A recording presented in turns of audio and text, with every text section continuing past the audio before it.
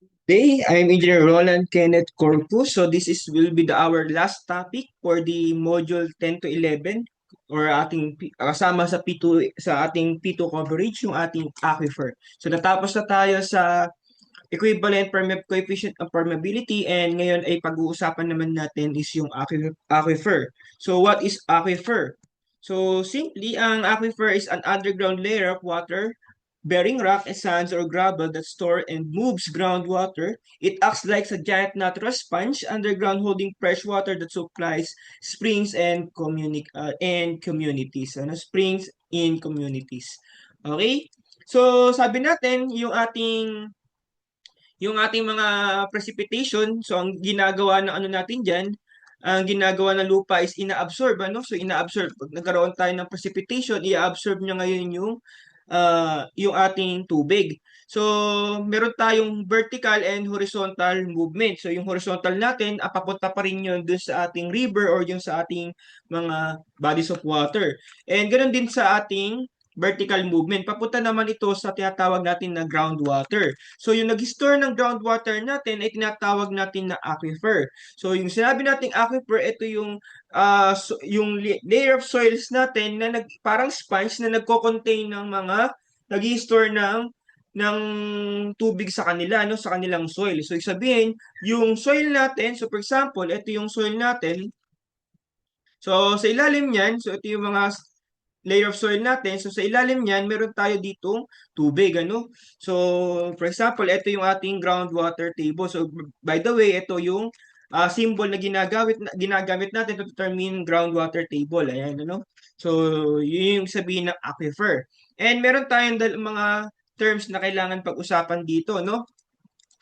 So meron tayong tinatawag na unconfined aquifer. So pag sinabi natin unconfined aquifer, it is nasa sandwich yung tubig natin sa dalawang layer. Meron tayong impermeable layer and meron tayong permeable layer. So sabihin, so sa tatlong layer natin yan, so for example, ito yung unconfined natin, etong layer natin na yan ay impermeable, ano? Or kung hindi man siya impermeable ay masyadong mataas or masyadong maliliit yung mga pores niya, yung void ratio niya, so yung kanyang spaces niya, void spaces masyadong maliliit para mag-penetrate yung tubig, ano? So, ibig sabihin, masyadong mabagal. So, yun yung tinatawag nating unconfined aquifer. So, nakasandwich yung ating tubig dun sa dalawang layer of soil, impermeable or low permeability and permeable na layer. So, yun yung tinatawag nating na unconfined aquifer. Okay, so contains groundwater that is directly connected to the ground surface through permeable soil and rock. So meron tayong permeable soil and meron din tayo ditong usually nasa ground surface din yan kasi yung soil natin dito ay permeable, ano? Yun. Its upper boundary is the water table. Its rain surface when can penetrate downward and discharge the aquifer. So sabihin yung ating tubig ulan ang ipon dito nakakapag-refresh dito sa ating tubig natin na yan. So, this water level is the correspond approximately to the local water table. So, sabihin kung magkakaroon tayo ng mga balon, ng mga poso negro, mga poso, dito tayo kumukuha ng tubig doon sa unconfined aquifer. And meron ng tinatawag na confined aquifer. This is trapped between less permeable layers or impermeable layers trapped between heavy solid rocks, clay, water inside stays under high pressure. Under high pressure. Ibig sabihin, yung confined aquifer daw natin is between the solid rocks, mga solid rocks yan kung saan less permeable, ano? So, mababa yung permeability niya kaya hindi masyadong makapasok yung tubig, ano? So, yun yung confined aquifer. So, meron tayo artesian well. So, artesian well, so makita natin dito, artesian well is the gets water from the confined aquifer where groundwater is under pressure. Ano? So, yun yung tinatawag nating artesian well. Ano? Kinoconnect natin yung artesian well natin na yan hanggang dun sa confined aquifer natin. So, meron tayong flowing artesian well. It's a type or artesian well where groundwater natural flows. Ano? So, itong artesian well naman natin na to ay ito yung nagkakaroon tayo ng natural flow. So, yung mga balon natin, kung gusto natin magkaroon ng balon talaga, ay mas malalim yung ating mga kailangan na paghuhukay. Ano? So, meron tayong water table well. So yung water table well, ito yung mga doon sa mga bahay-bahay lang natin, kapag naghukay tayo, magkakaroon tayo ng supply. So dito, yung usually ang ano natin dito is madaling nauubos natin to, no? Mas madaling maubos kasi nga this is unconfined, permeable yung ating water dito, so magpo-flow lang din yan papunta dun sa ating bodies of water. Unlike dito sa mga artesian well natin kung saan mas malalim yung hukay, yung mga groundwater flow natin dito is hindi agad-agad nawawala yung ating tubig dito. Kaya mas steady yung supply ng tubig natin dito sa flowing artesian well. Kaya meron tayong natural flowing water dito. So yun yung ating mga idea dito, no? So paano ba natin kinakandak yung test ng ano natin ano ng mga water well natin ano? So ang ginagawa natin diyan para masabi nating meron tayong flowing water o mga groundwater is kailangan maghukay tayo diyan ano. So maghuhukay tayo dito. So yun yung ating tinatawag na test well. So maghuhukay tayo dito. Then, itetest natin kung meron tayong tubig dito. So, ganun talaga. Kasi hindi natin alam kung saan ba meron tayong tubig, ano? So, huhukayin talaga natin yan hanggang sa meron tayong mahit na water table. So, kung saan, ipapump yung tubig natin dyan. So, pag pinump yung tubig, ano ba yung tinetest natin dito sa permeability test natin dito sa confined and unconfined aquifer. So, dinedetermine natin yung gaano kataga yung ating yung permeability of soil para malaman natin kung gaano yung supply ng tubig nagkakaroon sa atin dito, no? Okay? So, ganun yung nangyayari dito. So, ang mangyayari lang naman dyan is magkakaroon tayo ng pumping. So, yung tubig natin dito is ipapump out. So, ipapump yan, ilalabas yung tubig. So, bababa yung water level natin dito, no? So, yung tinatawag natin na drawdown. So, magdo-drawdown yan. So, dahil sa pressure natin dyan, is magkakaroon tayo ng tinatawag natin na hydraulic curve. Ano? Magka-curve ngayon yan. So, yan yung mga tinatawag natin na drawdown. Drawdown doon sa ating mga heads ng water natin. So, magkakaroon yan ng curve down. Ano? And then, yung ating pressure dito is volume is meron tayong cylindrical effect. So cylindrical effect yung ating cylindrical yung pressure natin diyan, ano? So kaya yung ano natin diyan is by volume of or area ng surface area ng ating cylinder. Okay? So pag meron tayong um, unconfined layer of soil or permeable layer of soil, so meron tayong confined aquifer. So ito yung formula natin. So na-derive yan dun sa idea natin na yan. Ano? So magbibigay na lang ng separate video para may nag-explain kung paano ba nangyayari or paano ba na-compute yung formula natin na to. So hindi ko na siya i-derive kasi baka i-derive din sa inyo ni Sir Rael. So hindi ko na siya i-derive. So ito na lang tayo sa formula. Kabisaduhin na lang natin. Which is K is equal to Q, the volume or the supply of water, ln radius. So ito yung ating radius ng ating mga piezometers, ano? So that is R1 over R2. So what is the larger? Yung R1 is the larger. So yung ating outer diameter, yung outer na yung pinakamalayo farthest na piezometer, and then yung R2 is the closest piezometer. So meron tayong pi multiply, so this is nanggaling sa area ng ano natin sa volume sa ano natin ano sa ating volume ng cylinder, that is pi multiplied by h1 squared minus h2 squared. Kung saan yung h1 and h2, ito yung ating height ng well and minus yung ating drawdown. So yung Z natin is tinatawag natin na drawdown, ano? Sabihin yung pagbaba ng tubig dahil nagpump nga tayo, 'di ba? Nagpump tayo. Kapag nagpump tayo, magka-curve yung water, yung pressure natin diyan, magka-curve tayo diyan. So meron tayong drawdown. Okay, so para maintindihan lang natin. So yung drawdown natin na yan, ito yun, ano? So ito yung water level natin. So yung piezometer ito yung water level dapat natin. Ito dapat yung head ng ang water natin, 'di ba? So dapat yan yung pressure ng tubig natin. So nandiyan yung ating head ng water. So dahil nagpump tayo, so nagkaroon tayo dito ng parang vacuum, ano? So nagkaroon tayo ng vacuum, hinigop yan. So pag naghigop, nagkaroon tayo ng drawdown, babagsak ngayon yung pressure based on Bernoulli's equation, ano?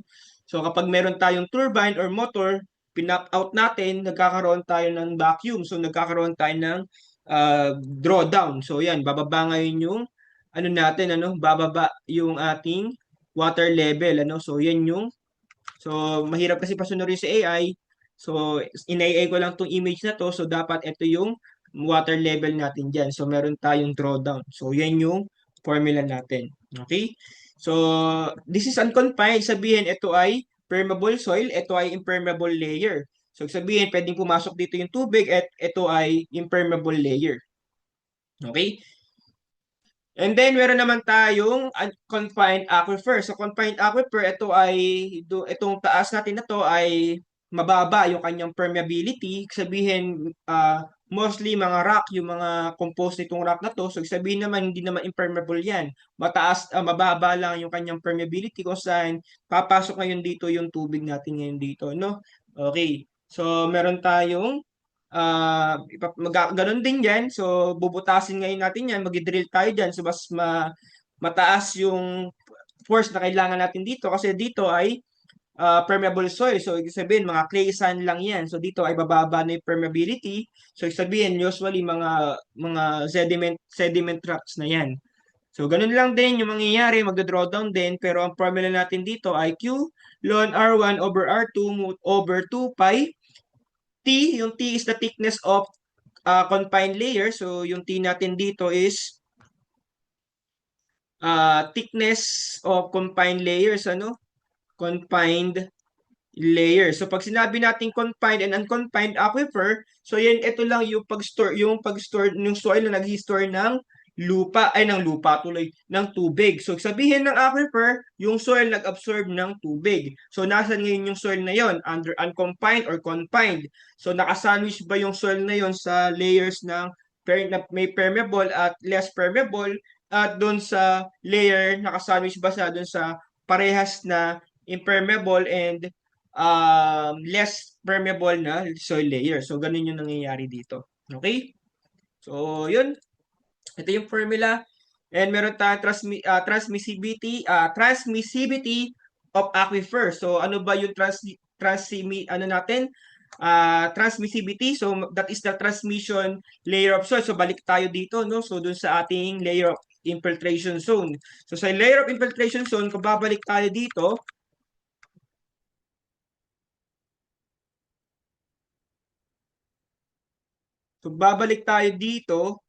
So, sa layers of soil natin, ang layer of soil natin, meron tayong transmission zone and wetting zone. So, sa transmission zone, ito na yung nagkakaroon na tayo ng transmission. So, that is transmissivity. So, sabihin ng transmission, nagkakaroon na tayo ng, um, so, pag sinabi nating transmission, wala na.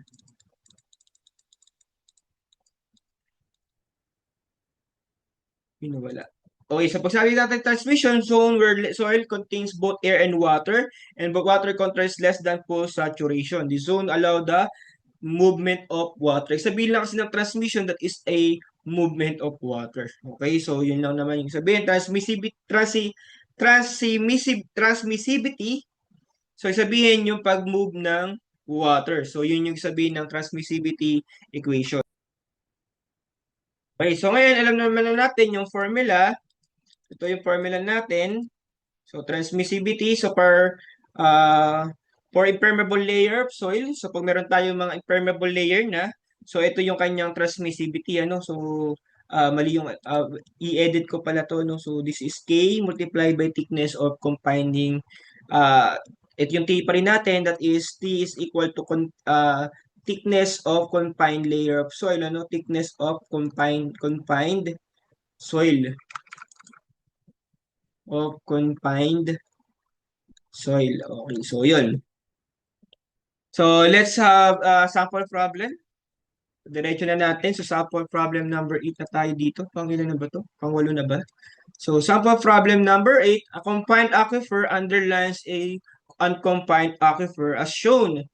Okay, so meron tayong dalawang layer of soil which kung saan ito yung confined aquifer. So meron tayo sigurong dito, confined layer. So this is a confined aquifer and then meron tayong confined aquifer. Kung saan sabi natin nakasandwich na siya sa less permeable and dun sa ating impermeable rock. So sabihin this is considered as a less permeable rock, less permeable na layer na natin na less permeable natin na soil. So ito ay nasa groundwater yan.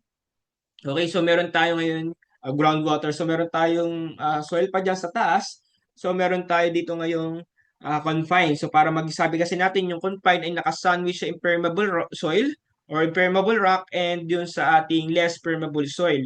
So para masabi natin siya confined, ay ito yung ating less permeable soil. So ito naman yung ating unconfined is naka-sandwich siya dun sa less permeable or impermeable rock and then dun sa usually dun sa mga ground surfaces natin.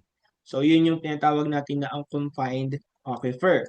So dito meron daw tayong sa figure natin meron tayo dito meron tayong water level dito. So continuous lang yung ano natin na yan continuous lang yung ating soil na yan. So, nakapaloob yan, So, pinakita lang na, nakasakop lahat yan, So, hindi yan yung parang cube lang na ganyan. So, pinakita lang na ganyan yan, pero usually dapat yan ay nakadiretso yan. So, ito yung soil natin, ayan. So, yung groundwater table natin, and ito yung ating confined aquifer. So, yung soil daw natin na unconfined, mayroon daw tayong 35 meter na height and then 40 meter of the confined aquifer. Tapos meron tayong tubig dito, no? Na dito sa left side natin is meron tayong 65 meter height of water. And ito naman sa right side natin ay meron tayong 45 meter. And meron tayong length of soil na 2 kilometer 2 kilometer. Okay? So, yun yung ating idea. Okay? So, now, compute the equivalent horizontal coefficient of permeability. So, sinabi na compute the flow rate one stream to another per meter within cubic meter per day. So, sinabi na agad dito na horizontal, walang katrail-trail. Sinabi na agad na horizontal yung gagamitin nating permeability. Pero mas maganda sana kung hindi siya given para ma-identify natin ano ba yung gagamitin natin. So, since yung flow ng tubig natin ay usually nandito yan, so pwede naman talaga dapat, okay lang pala na sinabi to kasi nga hindi natin alam kung ang pinapanabas natin ay dito or dito. So, flow lang ang hinahanap natin. Okay? So, kung mag-horizontal movement tayo dito, so, yan, So, ibig sabihin, magpo-flow yung tubig natin dito. Ayan. So, magpo-flow yung tubig natin. Okay, so, the formula for K is equal to K equivalent of horizontal. So, horizontal equivalent, so that is equal to 1 over H. So, basta ang hinahanap natin dito is equivalent coefficient and flow rate. So, ito tayo, So, ito tayo. K is equal to horizontal. So, 1 over H. So, that is multiply to K1, H1 plus K2, H2. Okay?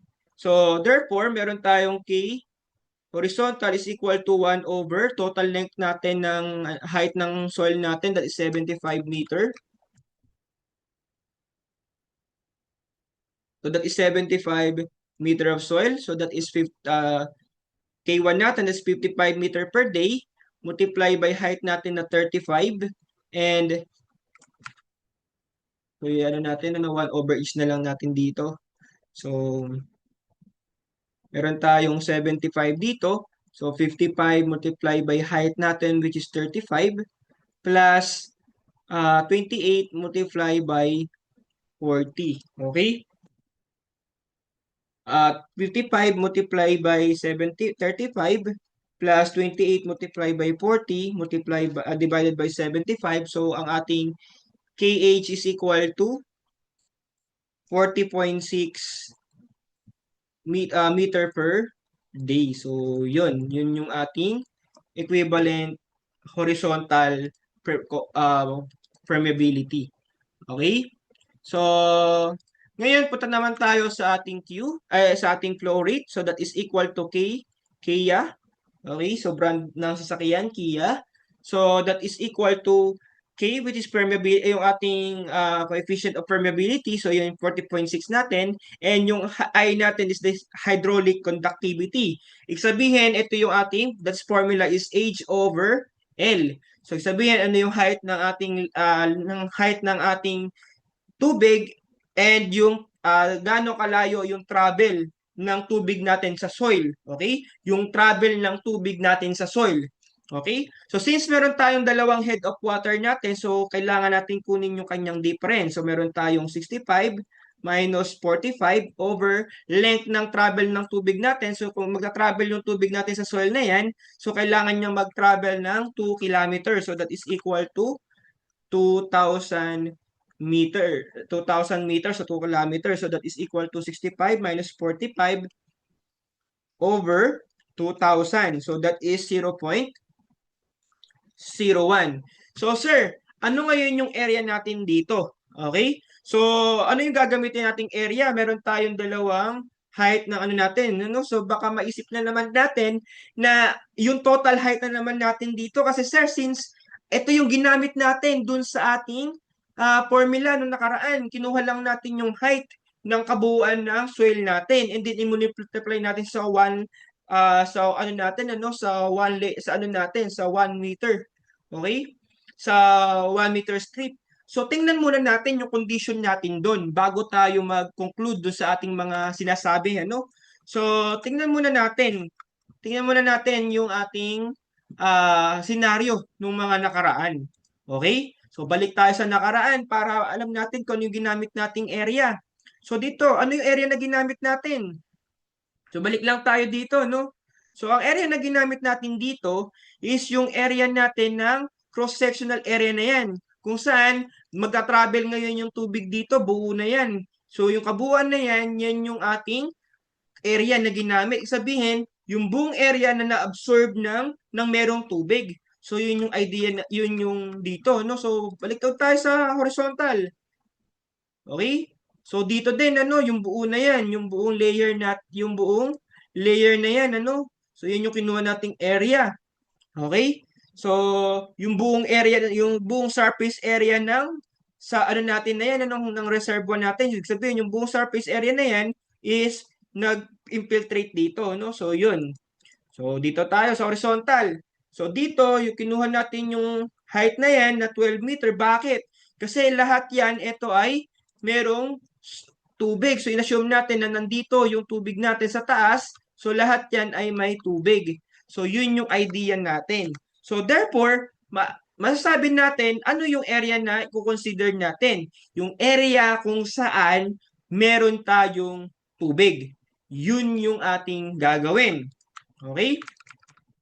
So, yun yung ating idea dito. So, ngayon, kung titingnan natin yung idea, meron tayo ditong difference of hydraulic head.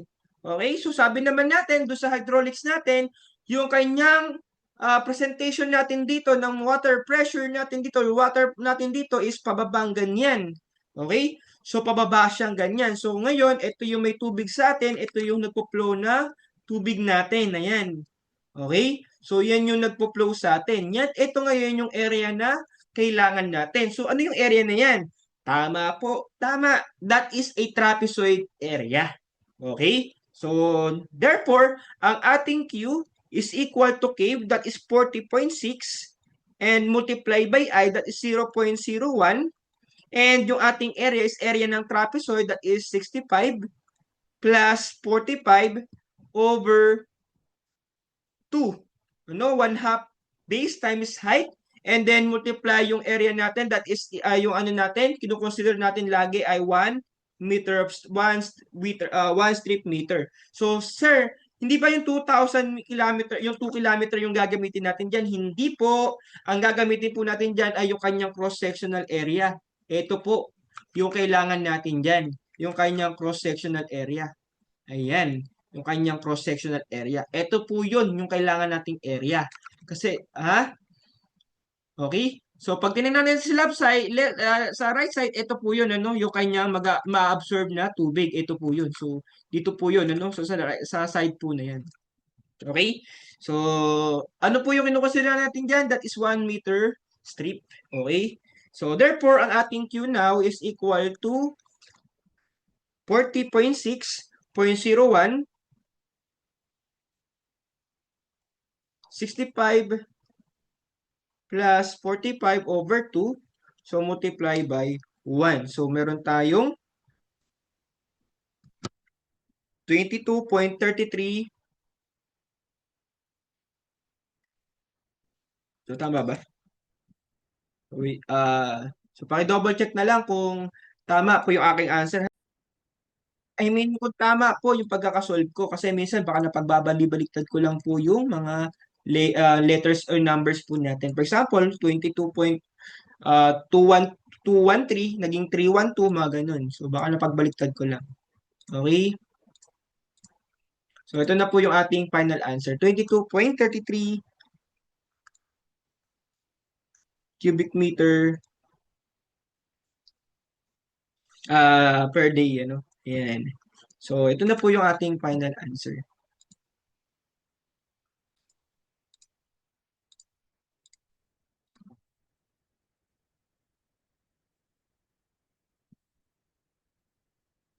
Okay. Okay, so meron tayong 22.33 and 40.6 meter per day and 22.33 cubic meter per day yung ating answer dito sa question natin. Okay? So, ano na lang, paki-post na lang and itindihin natin yung question and pwede para makapag-break tayo, then pwede tayo pumunta dun sa susunod na problem natin kung ready na tayo. Okay? So, next problem natin, sagad-sagad na natin yung ating time para isang ano na lang, isang recording na lang to. Okay, so yan yung ano natin. So, sample problem number 8. So, number 8 na ba tayo? Kanina ay 7. So, 8 tayo. So, a 300 millimeter test well penetrates 27 millimeter below the static water table. So, when you say static water table, undisrupted yung ating water. So, sabihin, yung ating tubig ay banayad or panatag yung ating, tama ba yung word, panatag? So, basta siya ay calm yung water natin. Okay? So after 24 hours of pumping at 69 liter per seconds, the water level in observation well at a distance of 85 meter from the test well is lowered 0.5 meter and the other observation well at a distance of 35 meter from the test well, the drawdown is 1.1 meter. What is the rate flow in cubic meter per day? Compute the coefficient of permeability of the aquifer in meter per day and compute the transmissibility of the aquifer in meter squared per day. So, paano po ba yan? Let's ipakita natin yung ating picture. No? So, ito yan. Meron tayo ditong, initially, meron tayo ditong water table. Ito yun. So, static yan. Sabihin, ito yung water table natin dyan. So, itong 27 meter na yan. So, mali yan. Hindi ko mapasunod na naman yung AI. So, hindi ko mapasunod. Kailangan ko na mag-record. Hanggang dito yan, ano? Yung ating 27 meter na yan, ano? Hanggang dyan yan. So, ibang kulay nga. So, let's say blue. So, hanggang dito. Yung ating 27 meter na yan. So, pangit. Hindi bagay dito. Let's say red. Okay. So, mula dito, hanggang dito, yung ating 27 meter na yan. So, pinump daw. So, nag-pump na ngayon yan. So, ngayon, nag-drop down yung ating water table, yung ating test well na yan. So, yung pag-drop down daw, so, meron daw tayo ditong 35 meter. So, that is 95 meter. So, meron daw tayo the water level in observation well. So, meron tayong observation well dito. Ito yung observation well. That is a distance of 95 meter. And meron tayong pangalawang observation well. So that is 35 meter at a distance. So yan yung pagkukonduct natin. Meron tayong observation well. So nung nag-pump dito, siyempre magkakaroon tayo ng drop down dyan dahil nagkaroon tayo ng negative pressure. So magkakaroon tayo ng drop down dyan. So nag-drop down daw yung ating water level dito sa 95 meter ng 0. So meron tayong Z na 0.5. And dito naman daw ay nag-drop tayo ng 1.1 meter. Okay? So, yun yung ating idea. Okay? So, now, ano yung ating formula? So, ang unang tanong natin was the rate flow. So, meron tayong 69 liter per seconds. Pati ba naman yun? Tinanong pa, no? So, joke lang. So, that is 69 liter per seconds. Tama ba? 69 liter per seconds. Yun yung ating Q. So, yung Q na yan, that is 69 liter per second. Ang kailangan daw natin dyan ay maging cubic meter per day. So, that is multiply natin sa 1,000 liter is equal to 1 cubic meter. So, multiply natin ngayon yan sa 3,600 seconds para maging 1 hour and i-multiply natin ngayon yan sa 24 hours para maging 1 day. So, that is equal to 69. So, divided by 1,000 times mo sa 3,600 multiply by 24. So, that is equal to Q natin. That is equal to 5961.6 cubic meter per day. So, yan na yung ating unang tanong na ano daw ba yung ating kung ano daw ba yung ating flow rate. So, yung flow rate natin, that is Q. Kasi flow, Q, volume, ang tinatanong sa atin. So, yan na yung ating unang answer. Okay? So, kinonvert lang natin yung 69 liter per seconds into a cubic meter per day. So, therefore, pwede na natin kunin yung ating coefficient of permeability for aquifers natin. So, this is an unconfined aquifer. So, bakit natin nasabi na this is an unconfined aquifer? Sir, wala namang sinabi kung ito ay confined or unconfined. Okay? So, basahin ulit natin yung tanong. So, 300 millimeter diameter spread rate 27 meter below the static water table. So, sabi natin kanina, yung mga water table natin, usually, nandun po yun, dun sa ating, yung supply po natin ay nandun po sa ating unconfined. So, yun po yung idea natin, bakit nasabi natin na ito ay confined, ay unconfined aquifer. So, balik po tayo dun sa peak image po natin kanina. Okay? So, yung unconfined po natin, so ito yung ating water table. So, usually, ito yung ating water table. Nandun sa, nakalocated siya dun sa ating unconfined. So, kaya nasabi natin, this is at unconfined aquifer. So, if this is unconfined aquifer, so therefore, ang ating formula is equal po sa K is equal to U ln R1 over R2 multiplied by pi ay over pi H1 squared plus minus H2 squared. So minus po siya. So sabi natin the H is equal to the height ng water level natin. So from the nag-drop down siya now ng 27 meter yung ating originally na ating water table, nag-drop down siya dun sa ating kabila dito sa ating unang dito.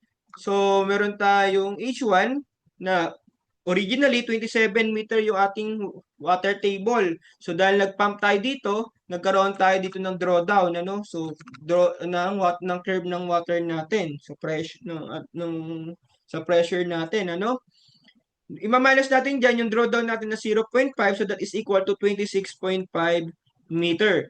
So H2 natin, so meron tayo 27, nag-draw down tayo ng 1.1, so that is equal to 7 minus 1.1, so that is equal to 25.9 meters. So therefore, ang ating K is equal to, that is 5961.6 ln ln R1. So yung ating yung mas mataas, yung ating farthest, then over 35 yung ating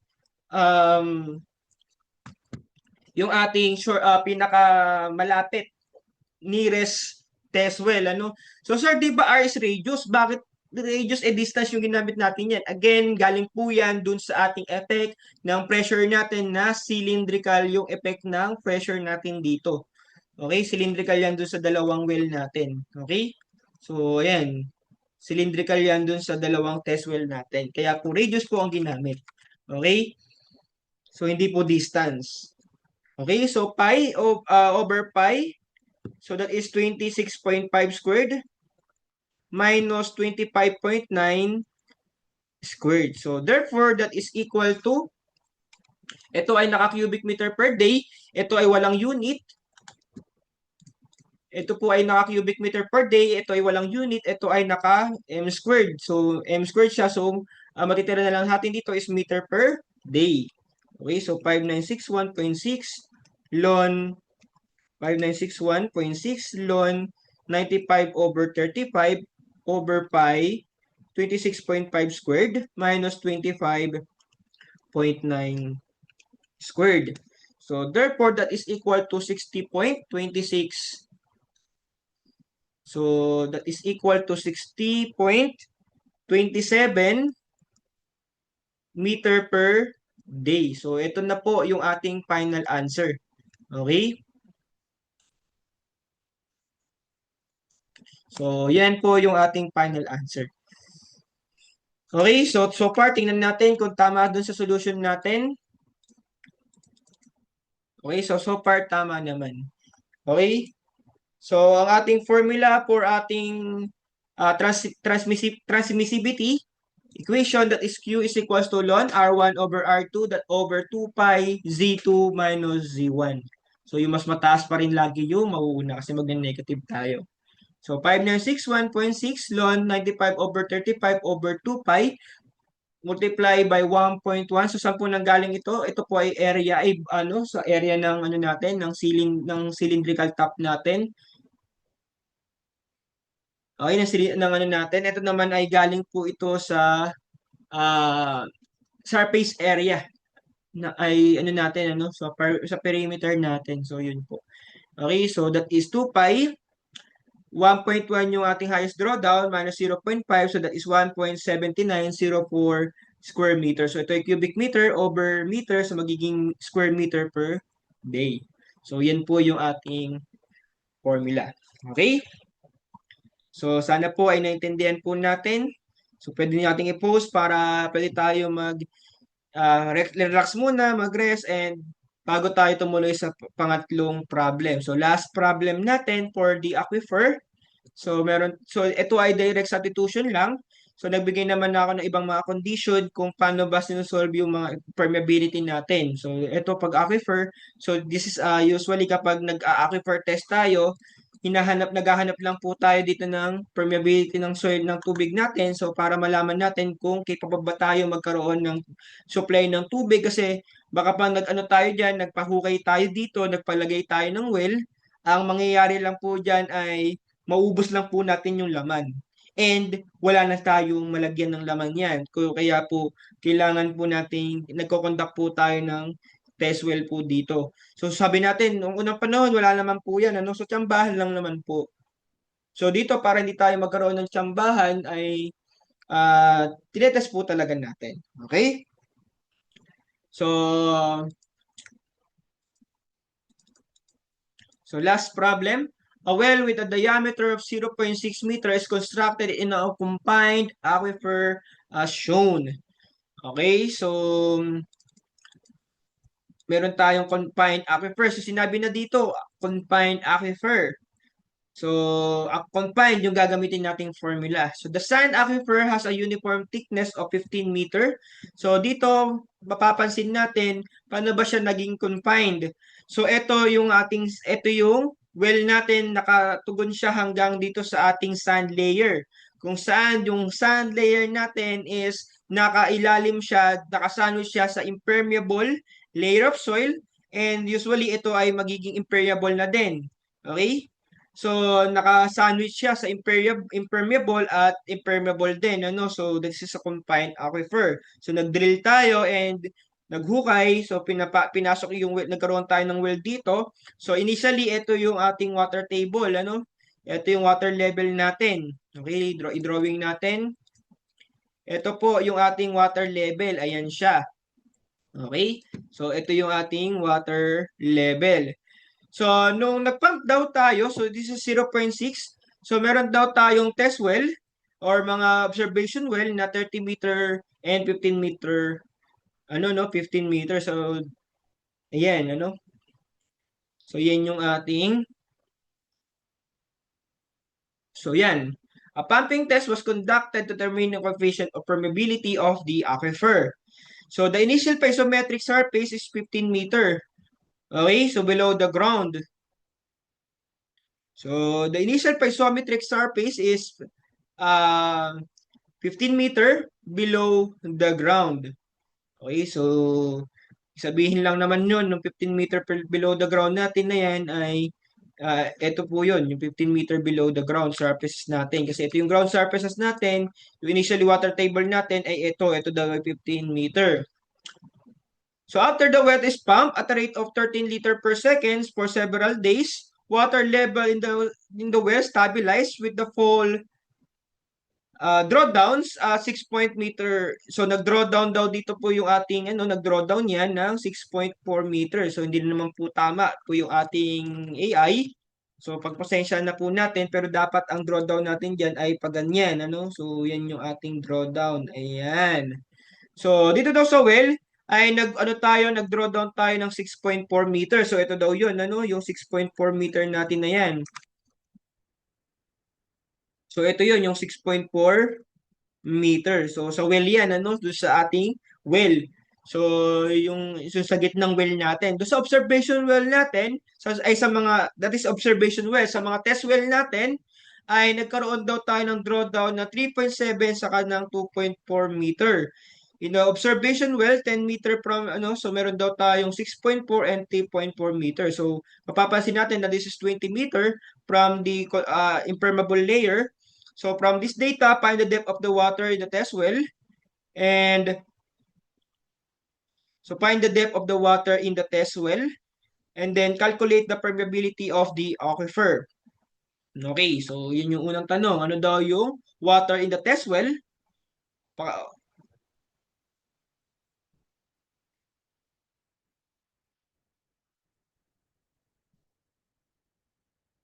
So test well daw, ito yung ating test well. Ito yung test well natin and ito yung ating dalawang observation well. Okay, so observation well, observation well, observation well and ito ay test well. So ano daw yung ating water level sa test well natin? So final yung tinatanong sa atin dito. Okay, so the depth of water sa test well natin, so meron tayong 20 meter.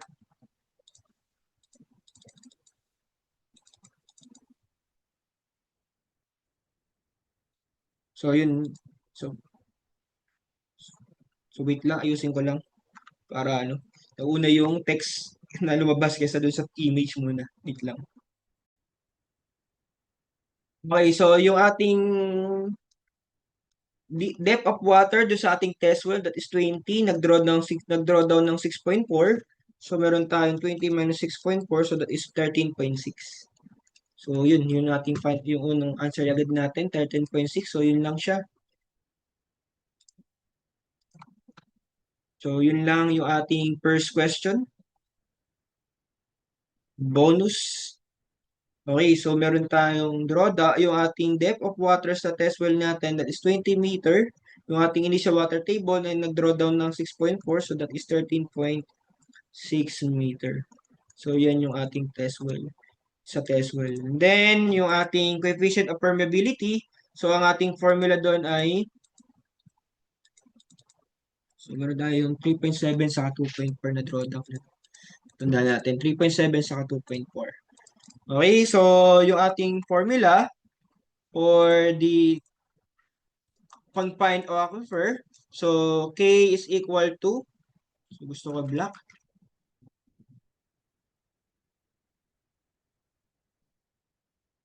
K is equal to Q ln o R1 over R2 over 2 pi t multiply by Z1, H1 minus H2. Okay, so 2 pi, yung T is the thickness of the confined layers, ano? So, meron tayong Q na binigay sa atin na Q natin ay, ano yung binigay sa atin na Q?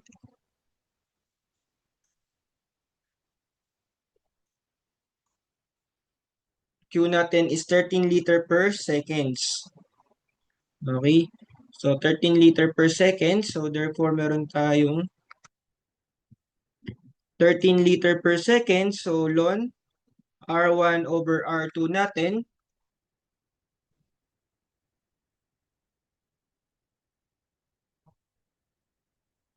So, meron tayong ln 30 over 10 over 2 pi thickness ng ano natin, ng confined layer of soil or ng sand natin is 15 meter.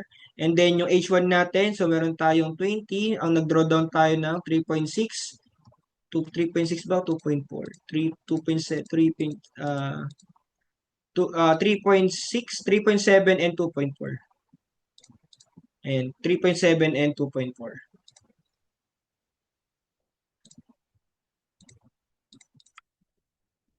Meron tayong H 3.7.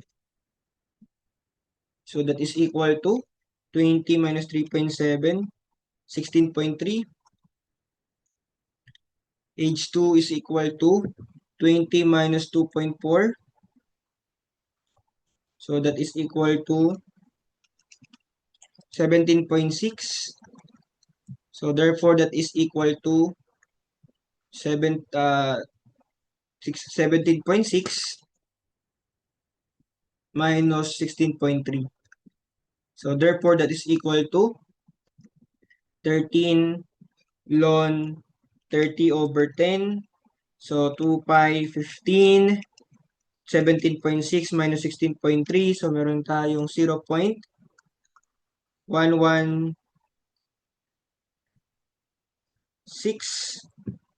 liter per second. Okay, so kailangan yan ay maging meter per day. So kung mag-meter per day tayo, so liter per seconds. So para siya ay maging meter per day, so para maging meter, divide natin sa 1,000, then 3,600 multiply by 24. So times 3,600 times 24 over 1,000. So that is equal to, um,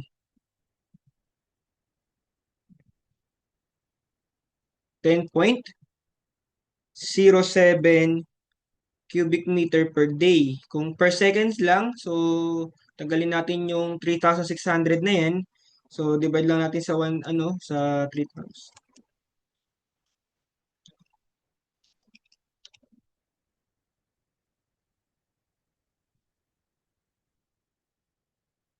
Meron tayong 13 ln 30 over 10.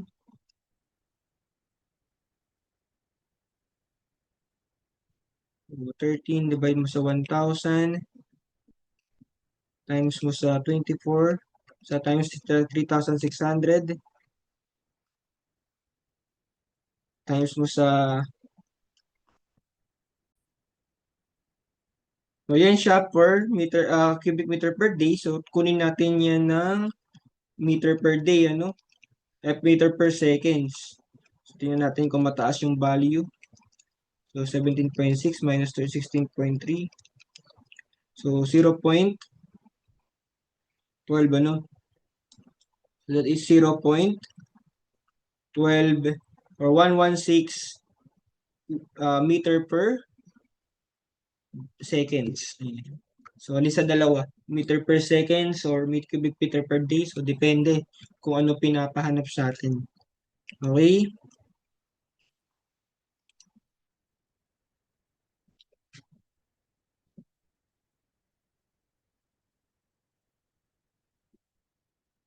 Tama ba? 13? Naka-liter per seconds pa lang pa yung 0.12. So, 13, 30 over 10. So, 2 pi 15, 17.6 minus 16.3. So, liter pa lang pala to, hindi pa pala natin kino-convert into meter to.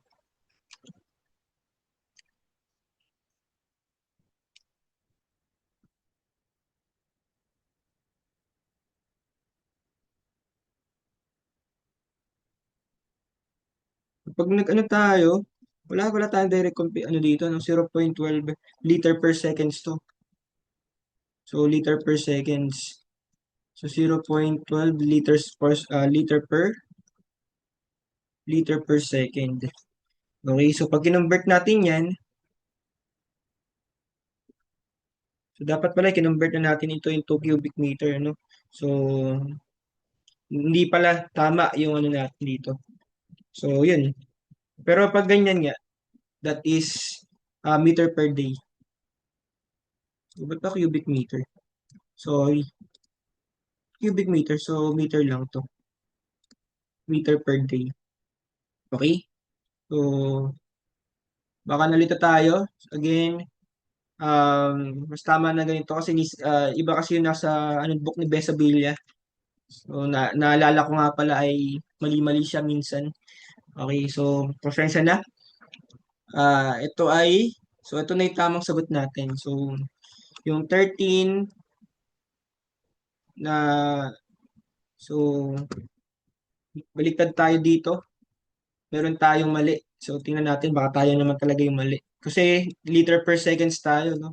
So, dapat kinonvert muna natin ito ng cubic meter. So, that is 13 liter per seconds.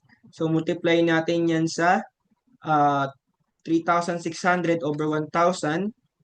So, 3600 multiplied by 24 over 1,000. Or simply, that is 3.6 multiplied by 24.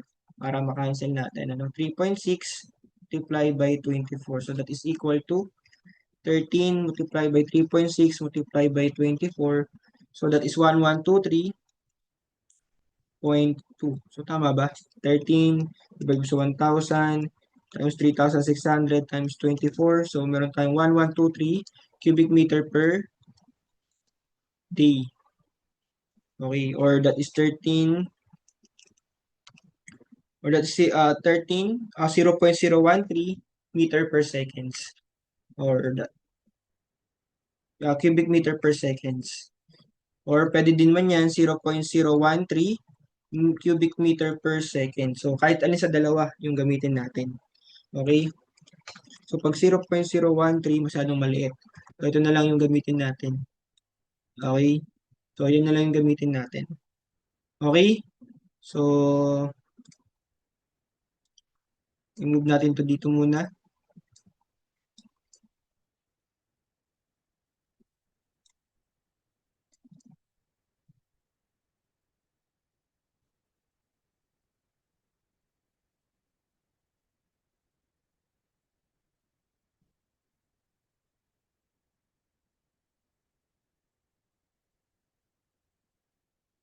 Burahin natin to.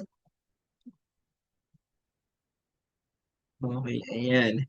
So, meron tayong 1123, 1123.2 meter, cubic meter per day multiply by ln